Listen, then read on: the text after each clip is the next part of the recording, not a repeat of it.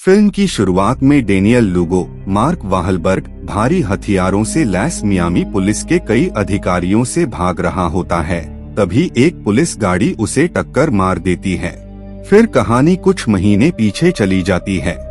लुगो एक शातिर और हाल ही में जेल से छूटा अपराधी है, जिसने मेडिकेयर धोखाधड़ी के आरोप में सजा काटी थी।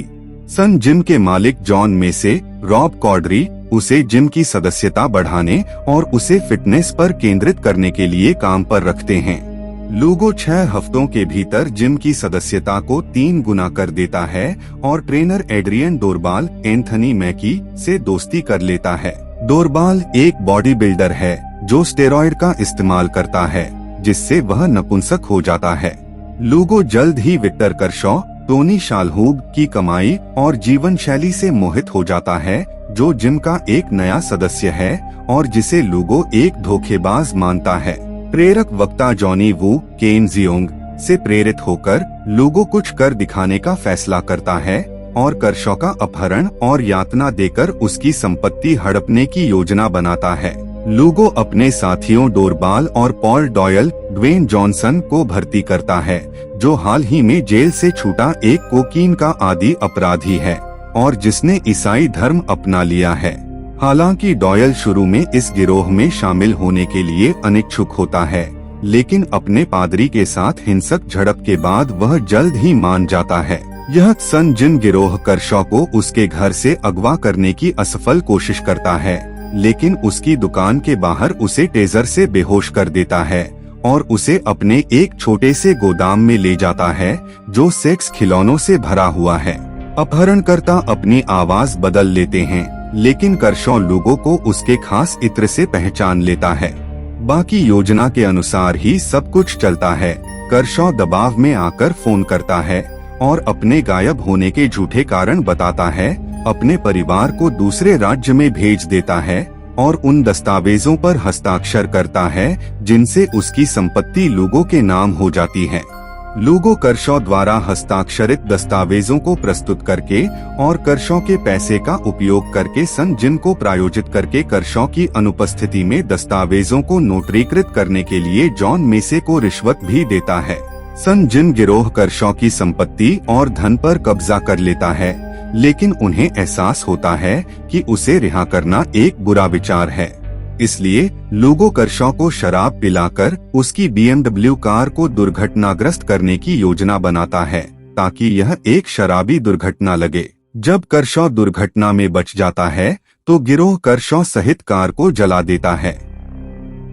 करशॉ जलती हुई गाड़ी से बच निकलता है, इसलिए गिरोह उसके शरीर पर गाड़ी चढ़ा देता है और उसे मरा हुआ समझकर छोड़ देता है। उन्हें पता नहीं होता कि करशॉ बच गया है और उसे अस्पताल में भर्ती कराया जाता है।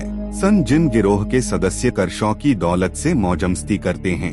लुगो करशॉ की कार और मियामी के एक आलीशान उपनगर में स्थित उसके घर पर कब्जा कर लेता है। डोरबाल उसकी नर्स रॉबिन रेबेल विल्सन से शादी कर लेता है और अपने हिस्से के पैसे से लिंग निर्माण के उपचार खरीदता है और डॉयल धर्म और संयम के अपने बंधनों को तोड़कर कोकीन और अपनी नई स्ट्रिपर प्रेमिका पर अपना सारा पैसा उड़ा देता है। वे फ्रैंक ग्रिगा, माइकल रिस्पोली को निशाना बनाते हैं, जो फोन सेक्स का धंधा चलाता है।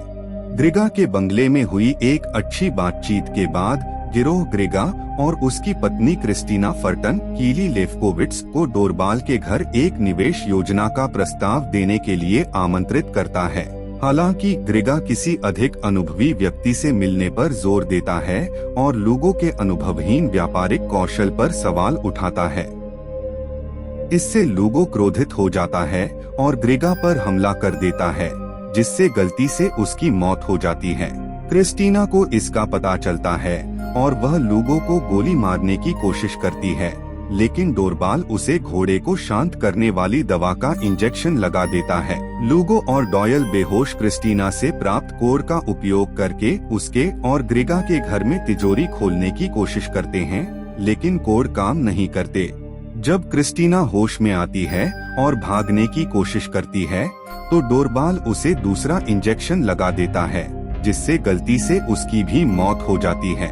लूगो और डोरबाल शवों के टुकड़े करने के लिए उपकरण खरीदते हैं और उन टुकड़ों को कई बैरलों में भरकर एक झील में डुबो देते हैं, जबकि डॉयल उनके हाथों को बारबेक्यू ग्रिल पर जलाकर उंगलियों के निशान मिटा देता है। हिंसा और खून खराबे से डॉयल अपना मानसिक संतुलन खो बैठता है, गिरोह छोड़ देता है और पादरी के चर्च लौट जाता है। पुलिस को ग्रेगा और क्रिस्टीना के लापता होने की सूचना मिलती है और एड डू बोइस से मिले सबूतों के आधार पर वे सन जिन गिरोह को गिरफ्तार करने की योजना बनाते हैं। फिल्म 17 जून के दृश्य पर लौटती है। पुलिस डॉयल को चर्च से, डोरबाल को उसके घर से और मेसे को सन जिन से गिरफ्तार करती है। लूगो छापेमारी देखता है और भाग जाता है। हालांकि उसे एक पुलिस कार से टक्कर लगती है, फिर भी वह बच निकलता है और कर्शॉ की तेज रफ्तार नाव में समुद्र की ओर निकल जाता है। कर्शॉ और डू बोइस को लगता है कि लूगो बहामास में कर्शॉ के गुप्त बैंक खाते के पीछे पड़ा है और उसे पकड़ने के लिए पुलिस के साथ जाते हैं। लूगो का पीछा करने वाले उसे पकड़ लेते हैं और लूगो भाग जाता है। डू बोइस उसे गोली मार देता है। कर्शॉ कार से लूगो का पीछा करता है और उसे घायल कर देता है, जिसके बाद अधिकारी उसे गिरफ्तार कर लेते हैं। लूगो को वापस असलता है और डॉयल, डोरबाल और मेसे के साथ उस पर मुकदमा चलता है।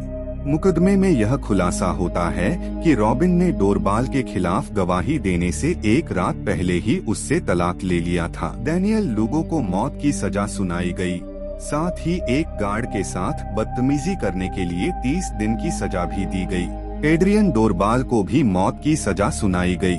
पॉल डॉयल को 15 साल की सजा सुनाई गई, जिसमें से उसने 7 साल जेल में बिताए और रिहा होने के बाद माफी मांगने की कोशिश की। जॉन मेसे को 15 साल की सजा सुनाई गई और जेल में ही उसकी मौत हो गई। जीवित बचे व्यक्ति की सुरक्षा के लिए विक्टर कर्शॉ का नाम बदल दिया गया। जीवित बचे व्यक्ति की सुरक्षा के लिए सोरिना लुमिनिता का नाम भी बदल दिया गया। वह फिलहाल फिल्म स्टार नहीं है। फिल्म लूगो की आवाज के साथ समाप्त होती है, जिसमें वह कहता है, यही अमेरिकी सपना है।